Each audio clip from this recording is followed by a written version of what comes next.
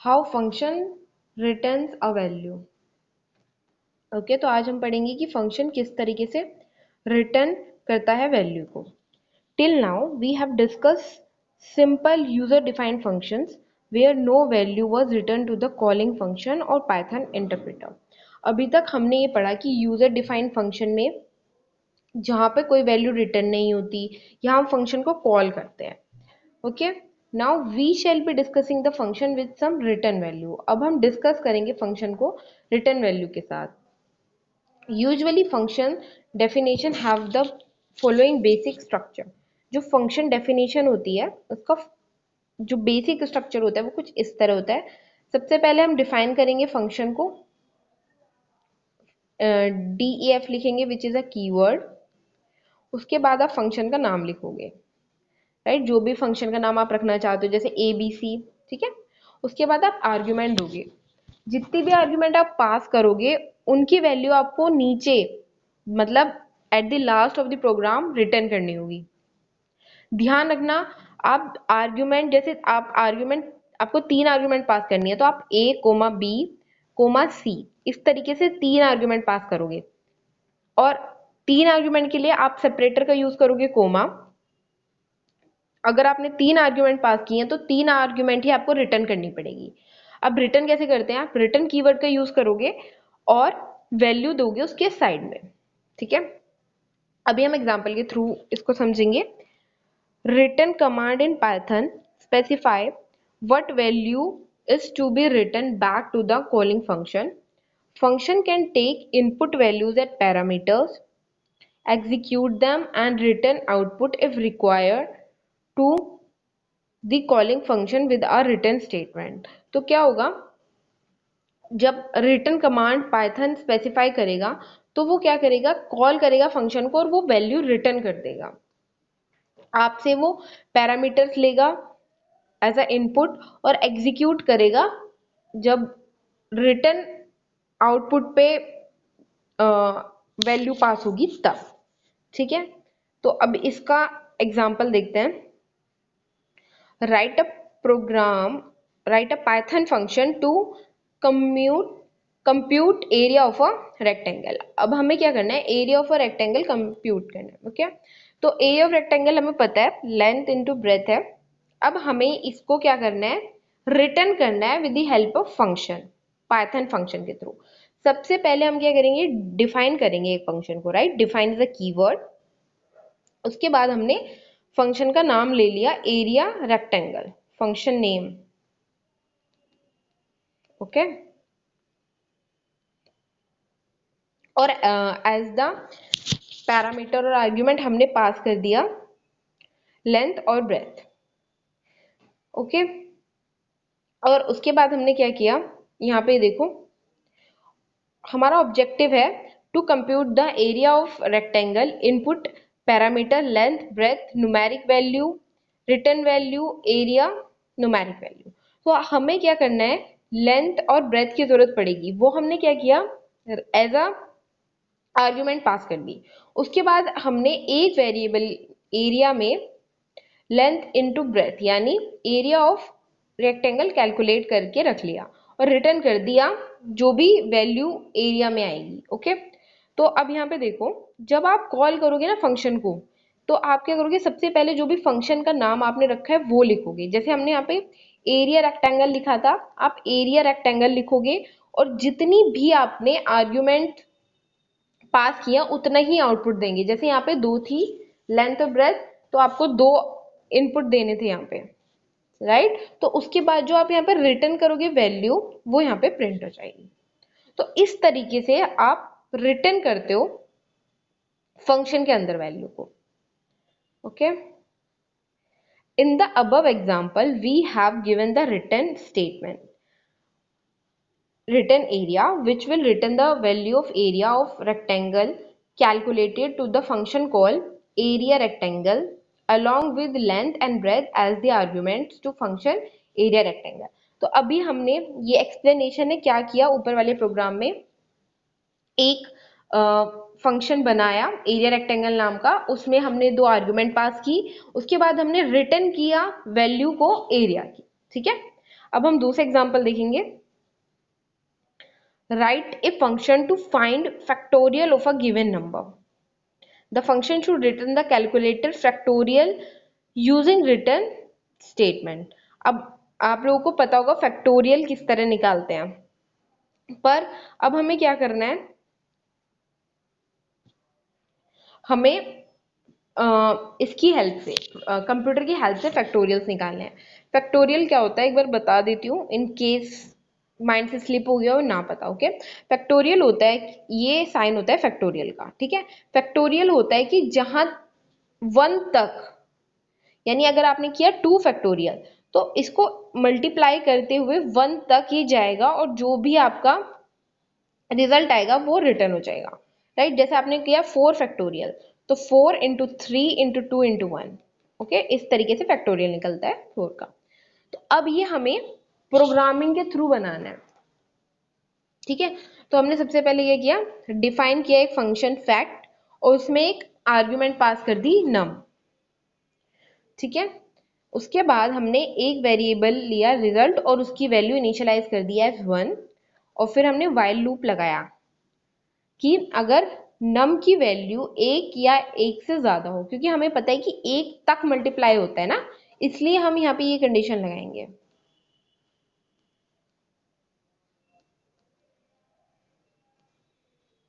क्योंकि 1 तक होता है इसलिए हमने ये कंडीशन लगाई कि या तो इक्वल हो 1 के नंबर की वैल्यू जो हम यूजर से इनपुट कराएंगे, या 1 से ज्यादा हो, ठीक है।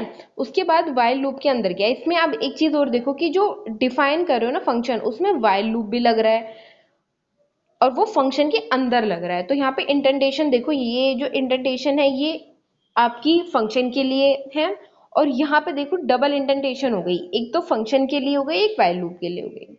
ओके, तो जब आप वाइल लूप लगाओगे तो इस ये दो स्टेटमेंट वाइल लूप के अंदर भी है और ये फंक्शन के अंदर भी है। तो उसके बाद ये रिजल्ट की वैल्यू अपडेट करेगा, जो नंबर होगा उसकी मल्टीप्लाई कर देगा रिजल्ट की वैल्यू। तो रिजल्ट 1 है, किसी भी नंबर की आप मल्टीप्लाई 1 से करोगे तो वो 1 ही रहेगा, ठीक है। अब जैसे हमने 4 फैक्टोरियल निकालना है तो यूजर ने 4 डाला तो नंबर 4 की मल्टीप्लाई 1 से हुई तो रिजल्ट में चला गया 4 हो गया, तो नंबर 1 कम हुआ 3, इंटू 3 हो जाएगा, इंटू 2 हो जाएगा, इंटू 1 हो जाएगा, अप टू 1 चलेगा ये, क्योंकि हमने कंडीशन ग्रेटर देन और इक्वल टू 1 लगाई है। उसके बाद हमने रिटर्न कर दी रिजल्ट की वैल्यू यहाँ से, ओके।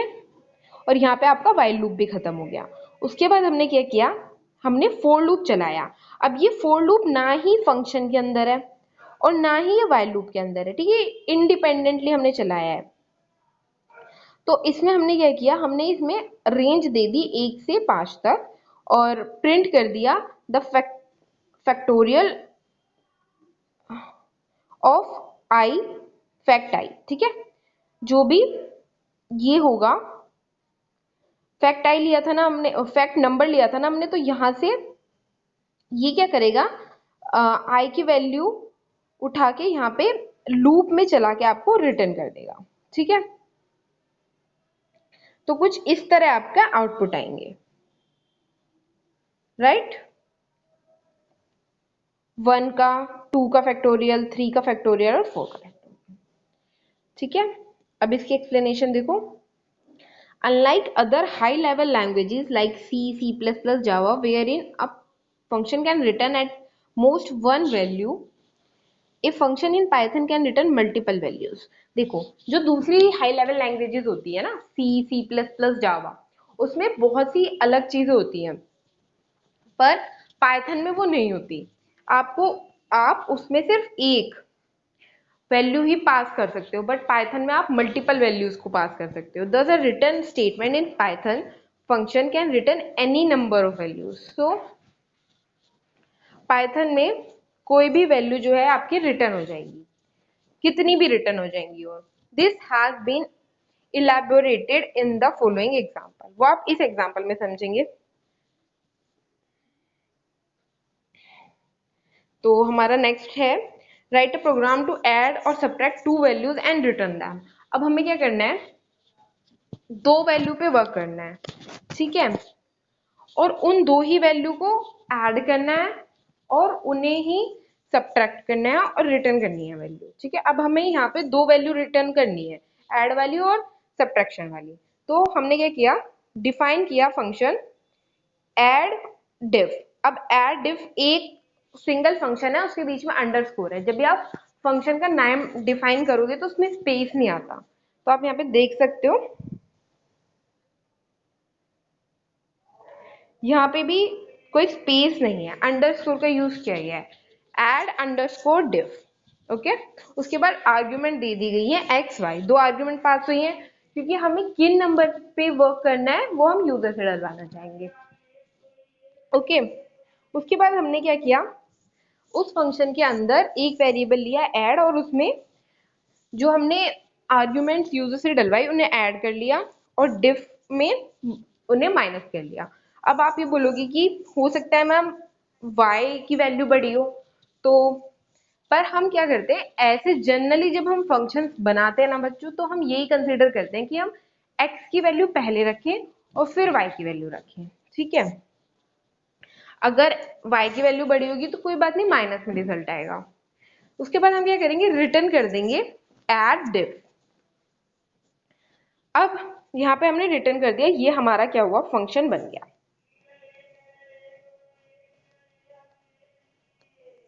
उसके बाद हमने क्या किया, मल्टीपल असाइनमेंट हमने 11th में पढ़ा था, हमने क्या किया, ए में और बी में, यानी ए में 200 और बी में 180 वैल्यू असाइन कर दी यूजिंग मल्टीपल असाइनमेंट। आप इसे डिफरेंटली भी कर सकते हो, ठीक है, पर हमने यहाँ पे दोनों को एक साथ कर दी। उसके बाद हमने क्या किया, प्रिंट कर दी सम ऑफ वैल्यू ए में और प्रिंट कर दी डिफरेंस ऑफ 2 बी में।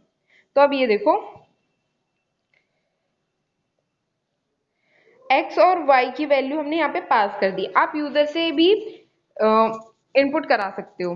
ठीक है, यहाँ पे तो जो सम ऑफ द वैल्यू आएगा 200 और 180 का वो, और जो डिफरेंस आएगा दोनों का वो, इस तरीके से डिस्प्ले होगा।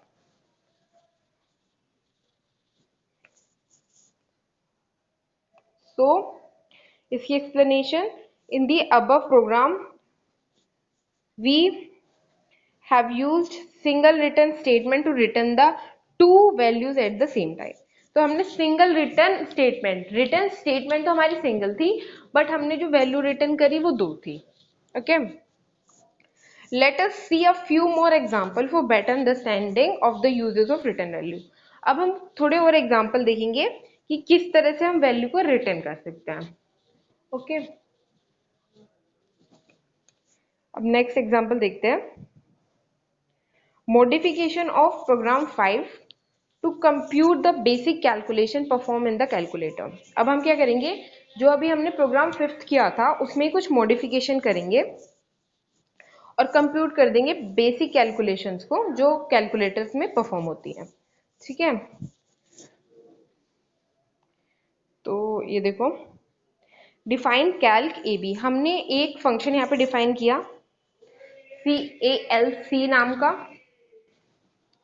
ओके, उसके बाद हमने क्या किया, चार डिफरेंट वेरिएबल्स लिए और उसमें अरिथमेटिक फंक्शंस जो है परफॉर्म कर दिए।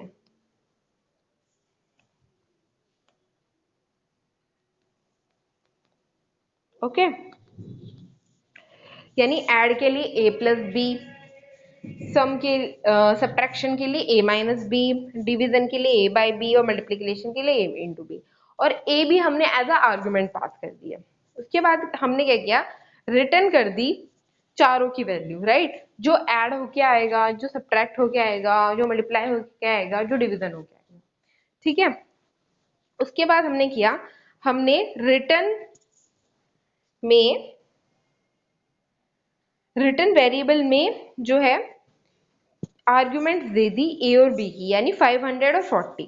उसके बाद हमने प्रिंट करा कि जो रिजल्ट आएगा वो किस तरह होगा, तो हमने यहाँ पे फोर लूप चलाया और जो कि रिजल्ट जो होगा ना उस पे खत्म हो जाएगा।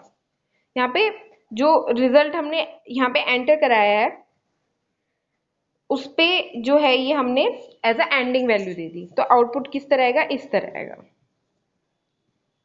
ठीक है, सब्ट्रैक्शन, एडिशन, डिवीजन। तो ये एक लर्निंग टिप है। अ programme may or may not return a value. In nutshell, while creating function, we can use two keywords: def mandatory, return optional। देखो, एक फंक्शन हो सकता है कि वैल्यू रिटर्न करे और हो सकता है वो वैल्यू रिटर्न ना करे। ठीक है, तो इसमें अब जब भी हम फंक्शन को डिफाइन करेंगे तो हम DEF तो कंपलसरी है, यूज करेंगे ही करेंगे।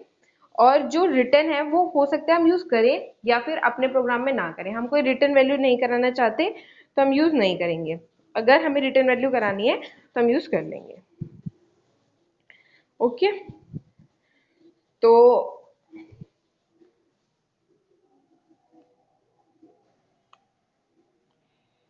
नेक्स्ट प्रोग्राम देखते हैं। Write a program to implement calculator functions using the concept of modules, alternative method to program 6। अब हमें क्या करना है, कैलकुलेटर फंक्शंस ही बनाने हैं। ठीक है, मॉड्यूल्स का कॉन्सेप्ट यूज करते हुए प्रोग्राम 6 के ऑल्टरनेटिव के लिए we will first create a module name calculate.py as per the code given below, then we shall call this module through python shell prompt। अब देखो किस तरीके से हम इस पे वर्क करेंगे। इसमें हमने क्या किया, कैलकुलेटर बनाया, पर जैसे हमने एडिशन वाला बनाया या सब्ट्रैक्शन वाला बनाया उसके तुरंत बाद उसके फॉलोअर्स में ही हमने रिटर्न कर दी वैल्यू, हमें लास्ट में नहीं करी। तो इसमें क्या करना होगा, हमें डिफरेंट फंक्शंस बनाने होंगे। एडिशन का अलग बनाना होगा, सब्ट्रैक्शन का अलग बनाना होगा, डिवीजन का अलग बनाना होगा, सबके डिफरेंट फंक्शन बनाने होंगे। इसमें स्पेस ज्यादा लगेगी, टाइम ज्यादा लगेगा। ठीक है, पर ये भी एक तरीका है। इसमें हमने सबसे पहले बनाया, डिफाइन किया फंक्शन ऐड, जिसमें हमने आर्ग्यूमेंट दे दी ए बी और रिटर्न कर दिया ए प्लस बी। नेक्स्ट हमने किया डिफ और रिटर्न कर दिया a माइनस बी। देन मल MULT, देन रिटर्न कर दिया a इंटू बी। इसी तरह हमने कैलकुलेटर बना लिया डिफरेंट फंक्शंस का यूज करते हुए, और हमने हर फंक्शन पे अपनी वैल्यू भी रिटर्न कर दी। ओके, तो अब इसका हम आउटपुट कैसे देखेंगे। तो हम क्या करेंगे,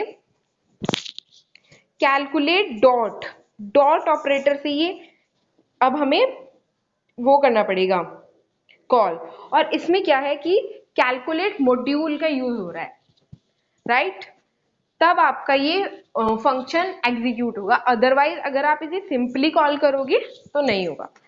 यहाँ पे देखो कैलकुलेट डॉट जो भी add function calculate dot div, ठीक है, तब जाके आपका जो है कैलकुलेटर फॉर्म होगा।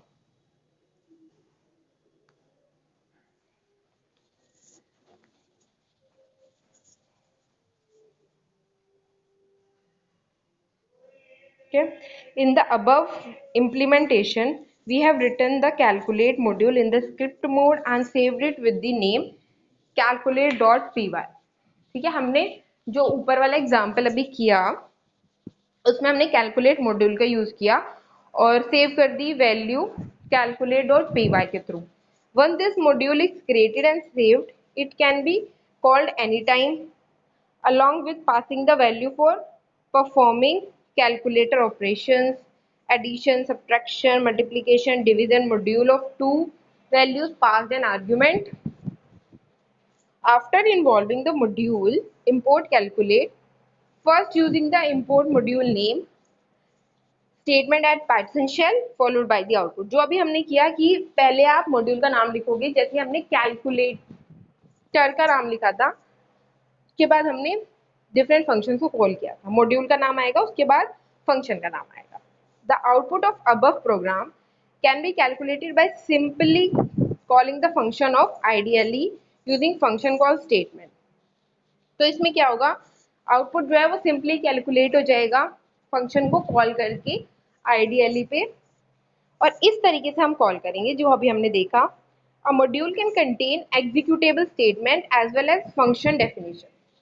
जो मॉड्यूल है वो एग्जीक्यूटेबल स्टेटमेंट्स को और फंक्शन डेफिनेशन को कंटेन करेगी।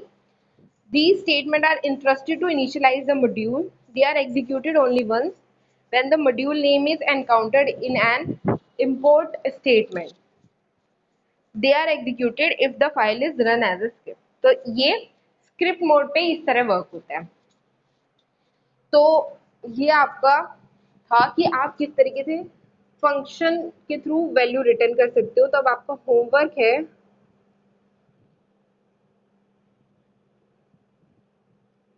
Prepare notes on how to evaluate in function